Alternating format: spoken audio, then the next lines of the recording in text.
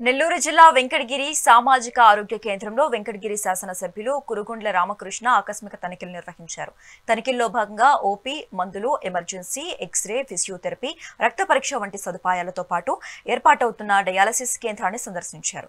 ఈ సందర్భంగా సీఎం ఆదేశాల మేరకు ఇలా ప్రతి నెల వైద్యశాలకు వచ్చి రోగుల సదుపాయాలకు, వైద్య విధానం వంటి విషయాలపై ఆరా తీస్తామని తెలిపారు.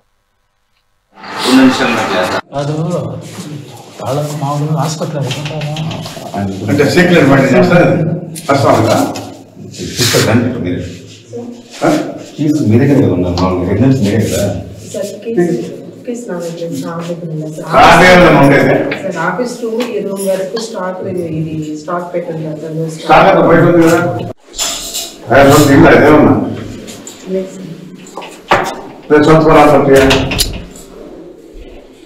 ఇచ్చేసుకోవాలా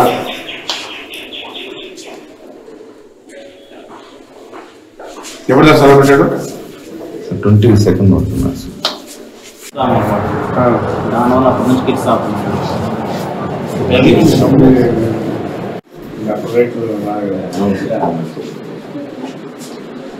ప్రభుత్వంలో 19 నుంచి 24 వరకు కూడా పేదవాళ్ళని పట్టించుకున్నటువంటి దాఖలాలు లేవు. ఆ రోజు మెడిసిన్స్ కూడా సరిగ్గా వచ్చేటి కాదు.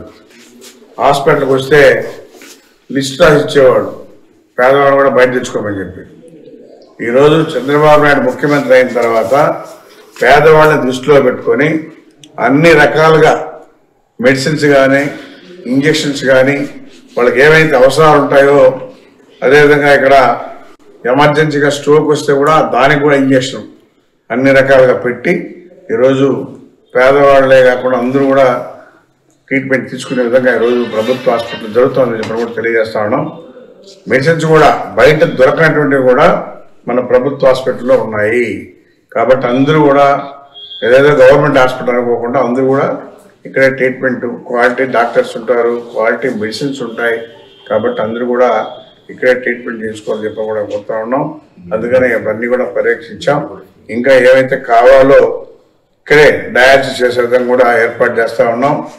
ఇంకా ఏవైతే అవసరాలు ఉన్నాయో అవన్నీ కూడా ప్రభుత్వం దృష్టిలో పెట్టి అవన్నీ శాంక్షన్ చేయించి, ఎందుకంటే ఇటు రాపూర్ కానీ, డక్కీలు కానీ, బాలాయపల్లి కానీ 6 మండలాలు ఉన్నాయి, ఒక మున్సిపాలిటీ ఉంది.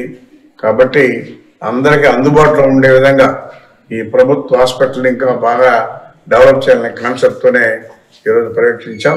కాబట్టి ఏమేమి అవసరాలు ఉంటాయో అవన్నీ కూడా లిస్ట్ ఇస్తే ప్రభుత్వం దృష్టిలో పెట్టి అవి కూడా శాంక్షన్ చేయిస్తాం. త్వరలోనే డయాలసిస్ సెంటర్ కూడా ఇక్కడే ప్రారంభించబోతున్నామని చెప్పి కూడా తెలియజేస్తాం.